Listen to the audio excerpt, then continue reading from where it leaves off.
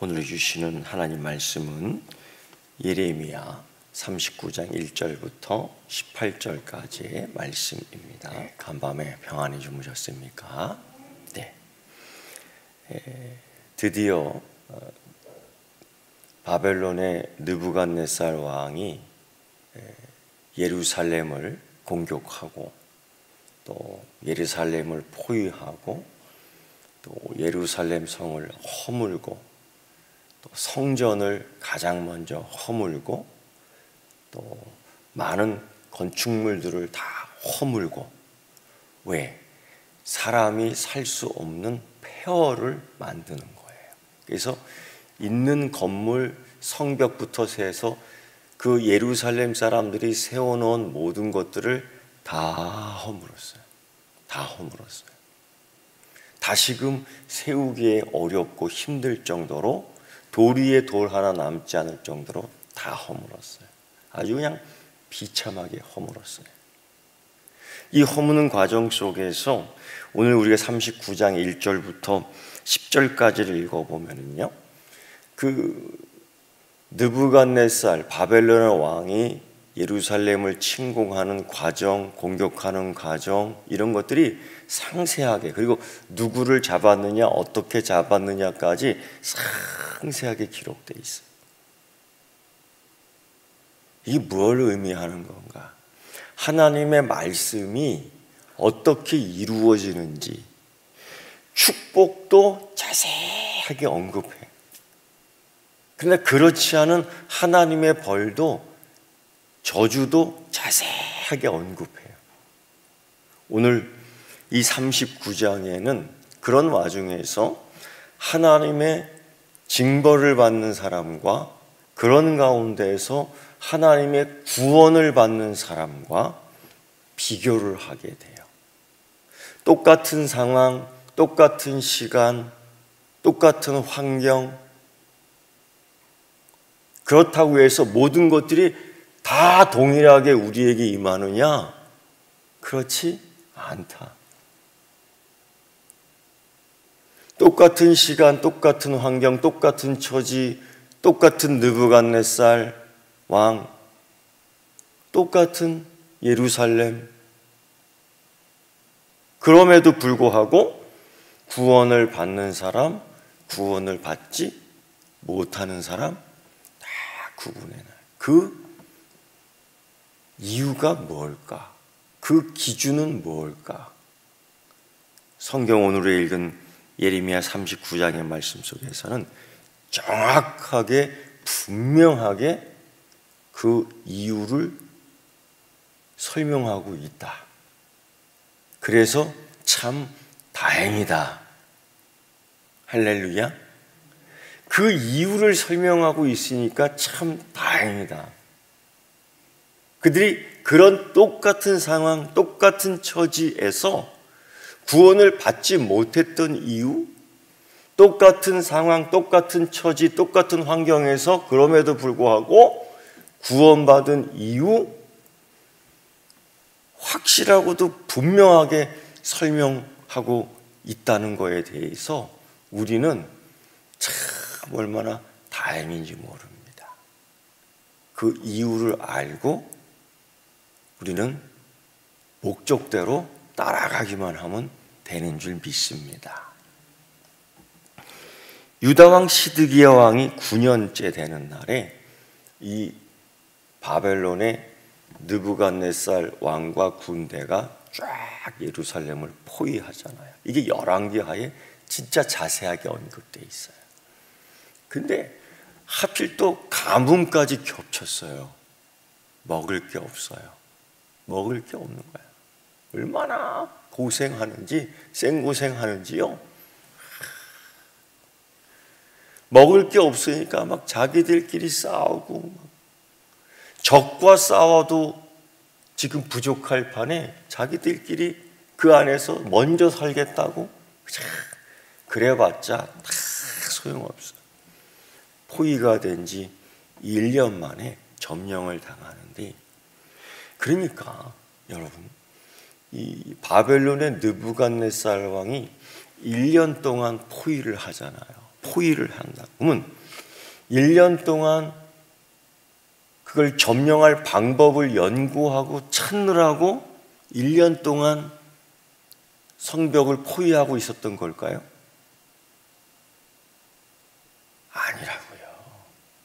아니라고요.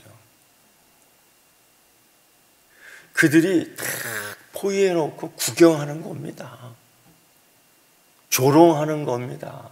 멸시를 하는 겁니다. 이것 또한 하나님의 심판의 방법이에요. 그들은, 예루살렘 사람들은, 하나님의 말씀을 듣지 않는 사람들은, 좀 더 구체적으로 살 길이 뭐였다고 그랬어요? 이제까지 하나님께서는 예레미야를 통해서 계속 말씀했어요. 뭐라고 그랬죠? 항복하는 게 살 길이다. 그런데 항복하지 않고 예레미야에게 주신 하나님 말씀은 듣기는 들어도 순종은 하지 않는 그 사람들, 시드기야 왕과 그 고관들, 구경하는 그 백성들, 따라하는 백성들, 다 정말 하나님이 1년 동안 더 심하게 생고생시키는 거예요. 그거로 끝나요? 아니지요. 반항하고 대적하는, 마치 느부갓네살 왕에게 대적하는 자는 하나님에게 대적하는 자로서 느부갓네살 왕의 칼에 죽게 됩니다. 그리고서야 결국 시드기야 왕과 고관들이 도망가는 거예요. 자기만 살겠다고 도망가는 거예요. 백성은 놔두고 도망가는 거예요. 얼마나 그 꼴이 우습겠습니까? 그 고관들, 예레미야를 때렸던 고관들, 예레미야를 조롱했던 그 사람들, 예레미야를 그 시대 그 감옥들에 처박았던 그 고관들, 그들 지금 뭐 하고 있는 거예요? 그들은 지금 어디에 있는 거예요? 그들이 왕과 함께 쫙 여리고 평원까지 쫙 도망가는 거예요. 그러면은 바벨론의 느부갓네살 왕의 군대들은 바보입니까? 그거 못 잡게? 다 잡지? 예루살렘 성에만 딱 포위하고 있는 거예요. 군대 다 군대가 진을 치고 있는 거죠. 잡혔어요.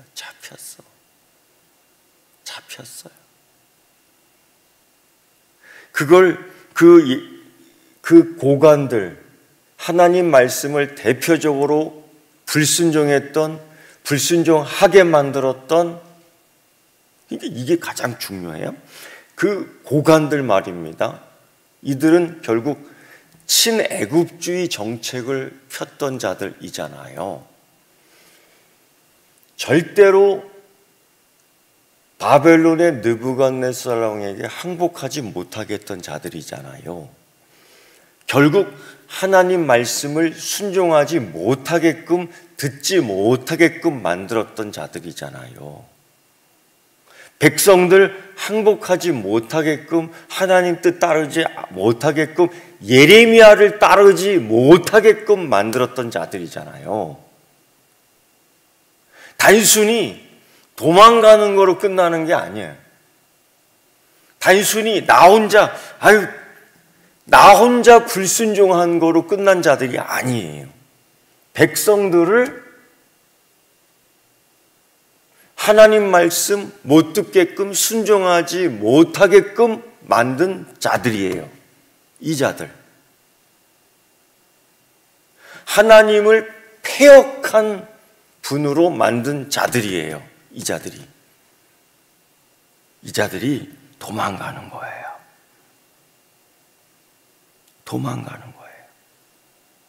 근데 다 잡힙니다. 잡혀갖고 어디를 끌고 가느냐? 림나라는 예루살렘 외곽지대지요.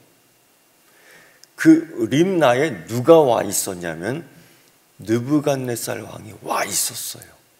예루살렘 성 공격은 직접 하지 않고 신하들, 부하들, 군대 장관을 시켜서 산산이 조각내고 림나에서 딱 지켜보고 있었던 거예요. 거기까지 끌고 갑니다. 거기까지 끌고 가요. 거기서 느부갓네살 왕이 심문을 하고 그 고관들 말입니다. 다 죽여.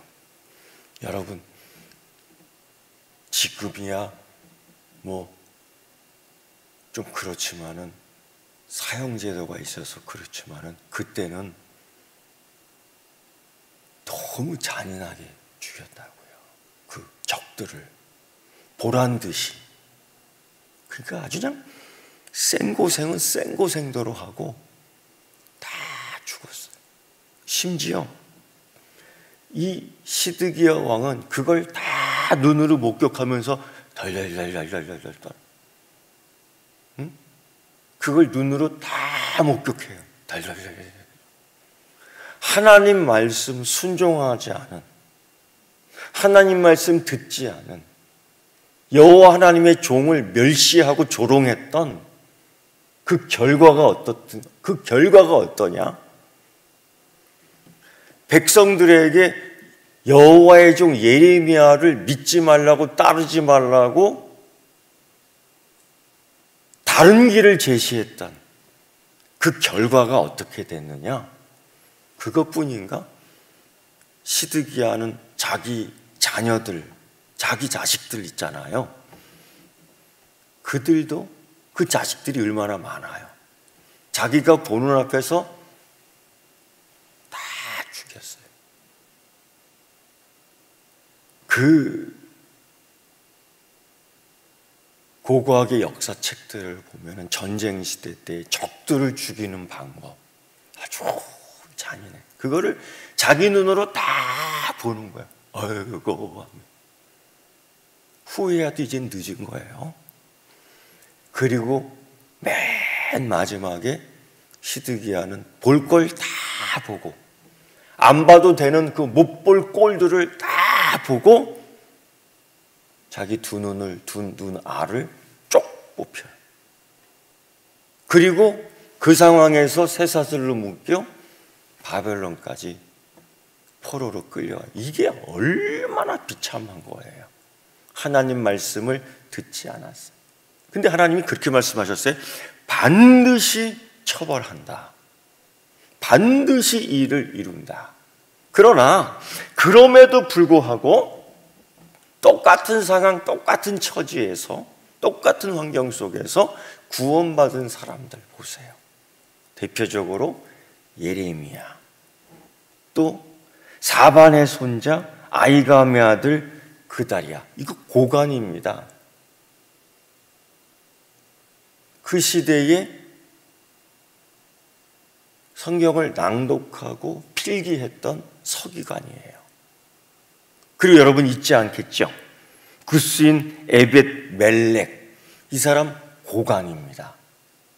근데 고관들 다 도망칠 때 이 사람들은 안 도망쳤어요. 고관들 다 잡혀 죽었을 때에 이 사람들 잡혀 살았습니다. 자, 잡혀 죽는다, 잡혀 산다. 다 도망갈 때 도망가지 않는다.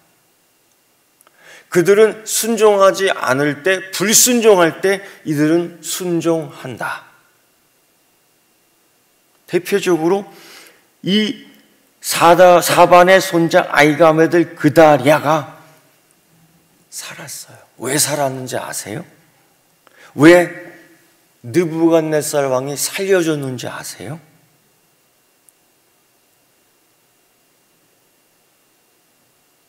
예레미야를 살리라고 살릴 거예요. 여호와 하나님의 종을 살리라고 살린 거예요. 사르밧의 한 여인, 혼자 사는 여인, 정말 어려운 여인, 가뭄에 그냥 죽을 수밖에 없던 여인이 결국 살잖아요. 우여곡절에 살아요. 왜? 그에게 간 여호와의 종을 먹여 살리라고 하나님이 그 여인을, 가장 연약한 여인을 살리잖아요. 이 기가 막힌 하나님의 역사. 살릴 만한 믿음이 있어요, 이 사람이.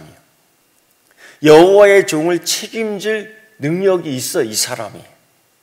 하나님이 살리잖아요. 그리고 또 한 것, 또 하나, 또 한 명 있어요. 구스인 에벤멜렉. 이 사람이 어떤 사람이었습니까?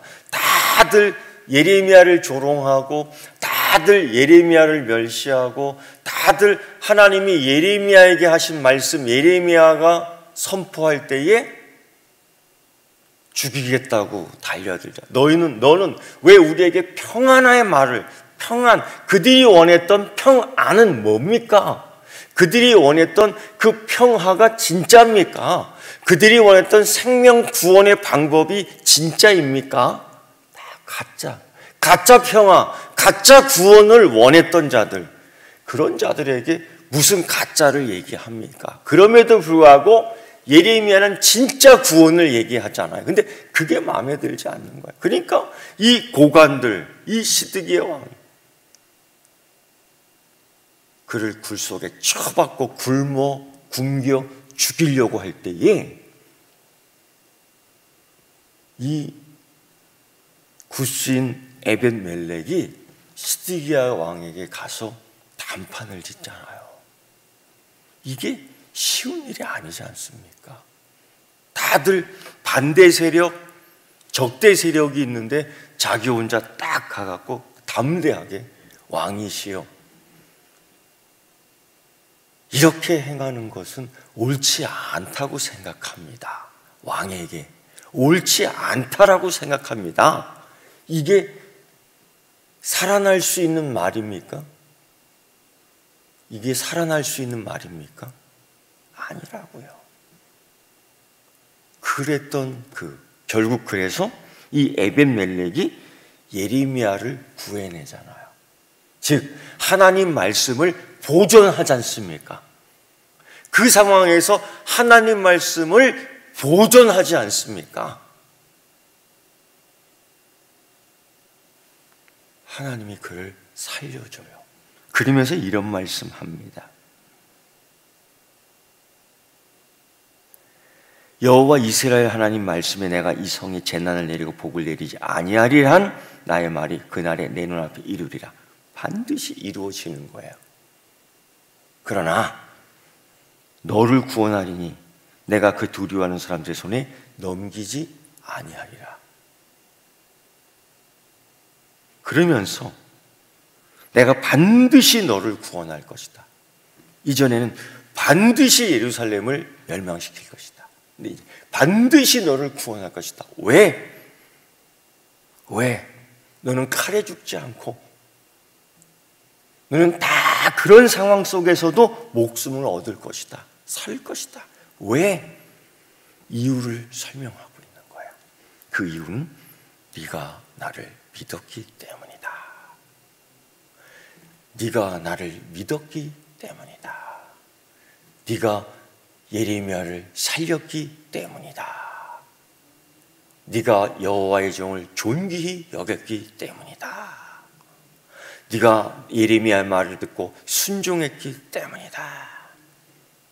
그러면서 같은 상황, 똑같은 상황, 똑같은 사람, 똑같은 처지에 있는 그 사람들 가운데에 이렇게 비교가 되느냐, 이렇게 차이가 나느냐, 그거를 보여주고 있습니다.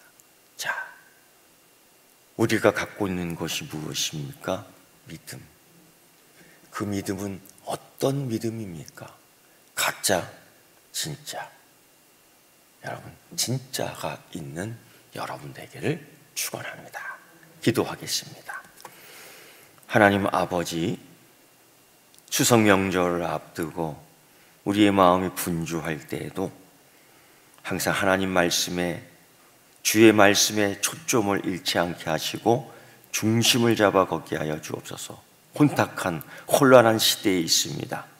주의 말씀에 평강할 수 있도록 인도하여 주시옵소서.